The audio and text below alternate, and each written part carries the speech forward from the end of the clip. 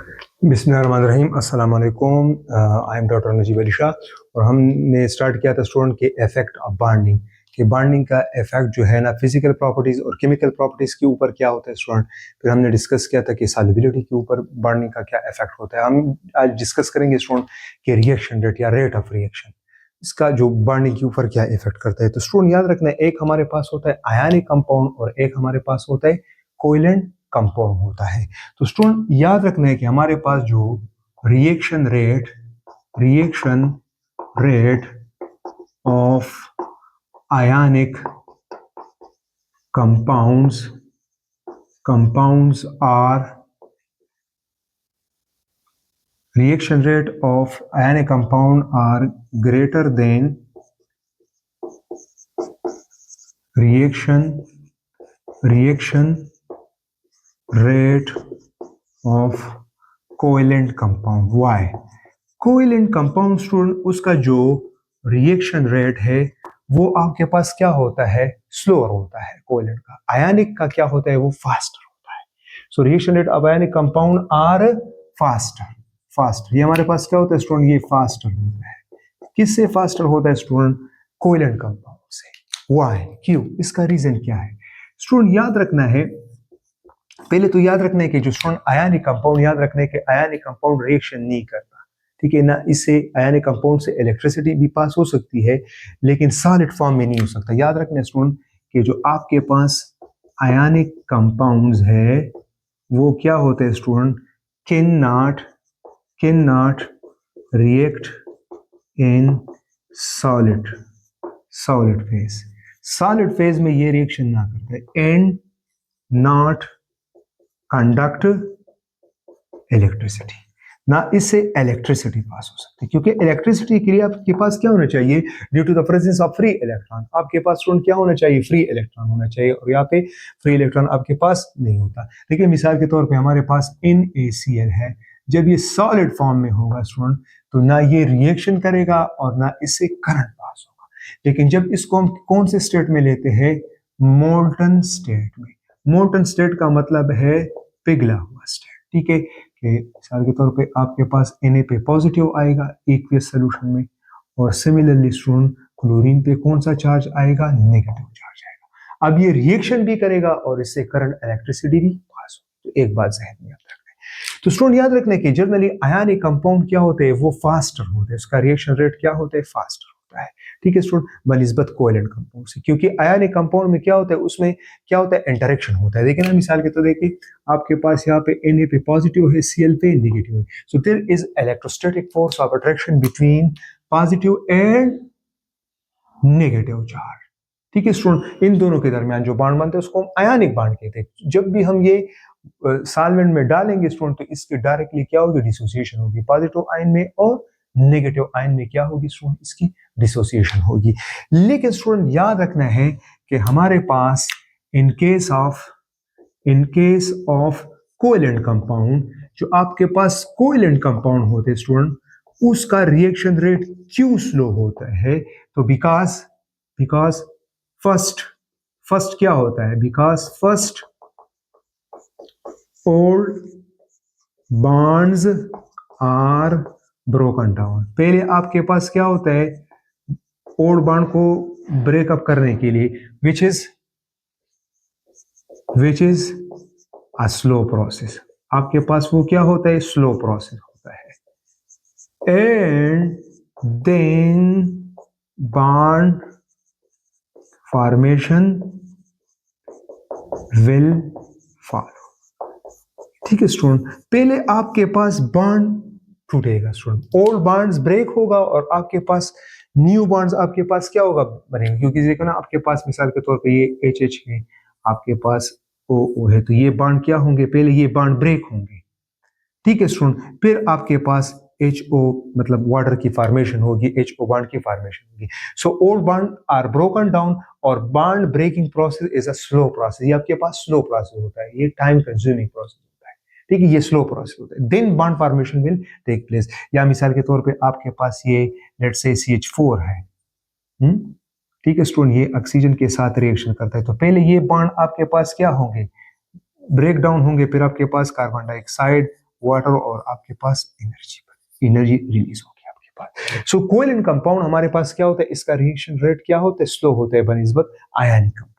Old bond broken down and new bonds are form. दूसरा student याद रखना है कि जो ऑर्गेनिक कंपाउंड होते हैं या जो कोवेलेंट रिएक्शन होते हैं जिसमें जो आपके पास क्या होते हैं, रिएक्शन रेट स्लो होता है, तो इसके लिए हम जनरली क्या यूज करते हैं स्टूडेंट, कैटालिस्ट यूज करते हैं। We will use catalyst use करते हैं। और कैटालिस्ट का काम क्या होता है student, which can speed of chemical reaction। ये केमिकल रिएक्शन को क्या करता है स्टूडेंट, ये स्पीड ऑफ करता है, which can speed of chemical reaction without being used in it। ये इसमें यूज नहीं होगा, ठीक है स्टूडेंट। तो इसके लिए हम क्या यूज करते हैं, यूज ऑफ कैटालिस्ट करते हैं, ठीक है स्टूडेंट। नेक्स्ट हमारे पास स्टूडेंट है directionality and non directionality. Directionality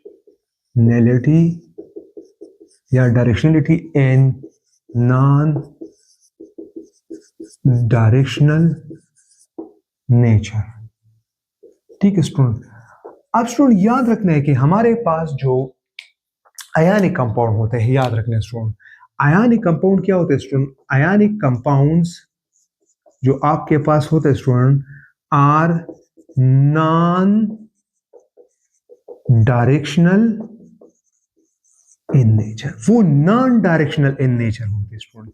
याद रखना है स्टूडेंट कि जितने भी हमने जो केमिकल बॉन्डिंग वाला चैप्टर पढ़ा, इसमें जितनी भी हमने थ्योरीज पढ़े थे, एमओटी, वीबीटी, हाइब्रिडाइजेशन, जितने हमने कॉन्सेप्ट वेस्पर, जितने हमने कॉन्सेप्ट पढ़े थे स्टूडेंट, वो सिर्फ और सिर्फ हमने किसके लिए डिस्कस किए थे, कोवेलेंट कंपाउंड के लिए। अगर यहाँ पे अगर हम कहें कि आयनिक कंपाउंड हाइब्रिडाइजेशन इसका, नो, ये एप्लीकेबल नहीं है। VSEPR theory, valence shell electron pair repulsion theory, ये इसके लिए एप्लीकेबल नहीं है आयनिक कंपाउंड के लिए। यहाँ पे आपके पास जो है बॉन्ड एंगल का कॉन्सेप्ट नहीं है एंड सो ऑन, ठीक है स्टूडेंट। ये आयनिक कंपाउंड के लिए नहीं, क्योंकि ionic compound non directional in nature होते हैं। वो क्या होते हैं स्टूडेंट, ये नॉन डायरेक्शनल इसलिए होते हैं क्योंकि स्टूडेंट हमारे पास जो ईच आयंस है, it is surrounded by mini ions, cluster of ions. और इस तरह जो अपोजिट चार्ज होता है वो भी डिफरेंट, जो आपके पास जो है क्लस्टर ऑफ आयन उसके साथ क्या करता है, इंटरेक्शन करता है। मतलब आपके पास जो पॉजिटिव केटायन होता है, it is surrounded by a fix number of anion. Similarly student जो आपके पास एक एनाइन होता है, it is surrounded by a fix number of cation, ठीक है स्टूडेंट। मिसाल के तौर पे आप देखिए, आपके पास जो ये पॉजिटिव आयन है, जो सोडियम आयन है, it is surrounded by a fixed number of cation, anion, sorry, ठीक है। तो इससे कितने एनाइन सराउंड होते हैं स्टूडेंट, 6। तो इसका मतलब है कोऑर्डिनेशन इसका नंबर क्या है, 6 है। सिमिलरली स्टूडेंट जो आपके पास यहाँ पे आपके पास Cl होता है, आपके पास जो क्लोराइड आयन होता है, सिमिलरली स्टूडेंट ये भी क्या होता है, फिक्स नंबर ऑफ केटाइन इससे क्या होते हैं, सराउंड होते हैं। उसका भी कोऑर्डिनेशन नंबर क्या है स्टूडेंट, वो 6 है आपके पास, ठीक है।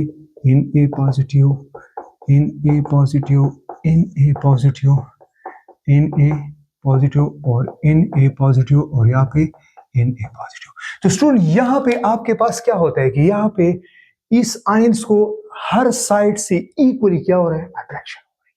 तो यहाँ पे डायरेक्शनलिटी की कोई जरूरत ही नहीं है, ठीक है स्टूडेंट। यहाँ पे डायरेक्शनलिटी की कोई जरूरत नहीं है, ठीक है स्टूडेंट, क्योंकि यहाँ पे आपके पास ये जो केटायन है, ये जो एनाइन है, it is surrounded by a fix number of ions, और उसको हम उसका क्या कहते हैं, कोऑर्डिनेशन नंबर। जिस तरह सोडियम का कोऑर्डिनेशन नंबर 6 है, सिमिलरली क्लोराइड आयन का जो है वो 6 है। तो इस क्लोराइड आयन को इस यहाँ से भी अट्रैक्शन हो रही है, यहाँ से भी हो रही है, यहाँ से भी हो रही है, यहाँ से भी हो रही है, यहाँ से भी हो रही है, यहाँ से भी हो रही है। इस सोडियम को या क्लोराइड आयन, इस क्लोराइड, हर तरफ से इक्वली अट्रैक्शन हो रही है। तो यहाँ पे डायरेक्शनलिटी की कोई सवाल ही पैदा नहीं होता। That's why we can say that कि आपके पास जो आयनिक कंपाउंड होते हैं वो नॉन डायरेक्शनल होते हैं। Student on the other side जो आपके पास जो कोवेलेंट कंपाउंड होते हैं स्टूडेंट, कोवेलेंट कंपाउंड होते हैं, very important, are directional, are directional, directional in nature, वो डायरेक्शनल इन